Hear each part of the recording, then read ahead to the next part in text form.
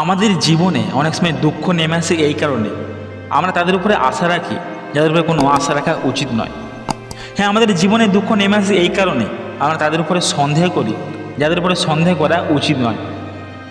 যেদিন তুমি এটা বুঝতে পারবে কে তোমার ভালো চায় আর কে তোমার খারাপ চায়, কে তোমার বন্ধু কে তোমার শত্রু, সেই দিন থেকে দুঃখ তোমার জীবন থেকে দূরে চলে যাবে। জীবনের শুরুর দিকে আমরা যে কাউকে খুব সহজে বিশ্বাস করে ফেলি, জীবনে একটা সময় সবাইকে আপন বলে মনে করি।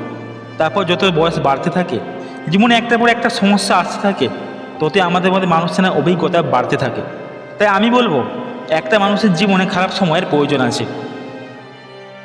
জীবনের প্রতিটা মোড়ে এমন কিছু মানুষ পাবে যারা তোমাকে ভেঙে ফেলার চেষ্টা করবে, তোমাকে এটা বোঝানোর চেষ্টা করবে তোর দ্বারা কিচ্ছু হবে না। বিশেষ করে যখন কিছু কাজ শুরু করবে তখন কিছু মানুষ তোমাকে ভুল প্রমাণ করার চেষ্টা করবে, তোমাকে বোঝাবে তোর দ্বারা হবে না, তুই দুর্বল, তুই পারবি না। সেই মুহূর্তে কিছু মানুষ কোনো কিছু বিচার না করে সেই কাজটাই ছেড়ে দেয়, নিজের ব্যর্থতা স্বীকার করে নেয়।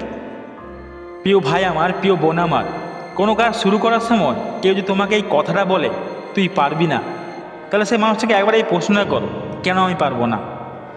সে যদি তোমার ভালো চায় তাহলে সে তোমাকে এমন কিছু কারণ দেখাবে যার ফলে তুমি ব্যর্থ হতে পারো।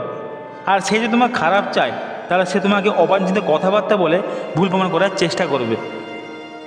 জীবনটা তোমার, তাই এটা তোমার উপরে নির্ভর করছে সঠিক মানুষের কাছে সঠিক সিদ্ধান্ত নিয়ে সামনে এগিয়ে যাবে, নাকি ভুল মানুষের কাছে ভুল সিদ্ধান্ত নিয়ে জীবনের কাছে হার মেনে নেবে।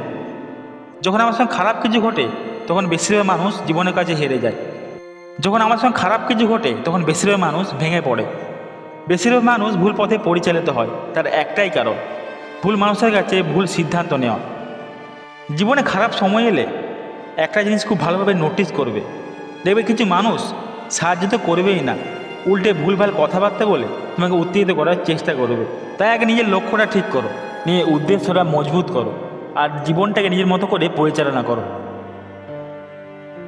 বন্ধুরা, ভিডিওটি ভালো লাগলে অবশ্যই লাইক করে দিও, আর আমার চ্যানেল নতুন হয়ে থাকলে চ্যানেলটা সাবস্ক্রাইব করতে ভুলো না কিন্তু। ধন্যবাদ, দেখা হচ্ছে আবার পরে কোনো ভিডিওতে।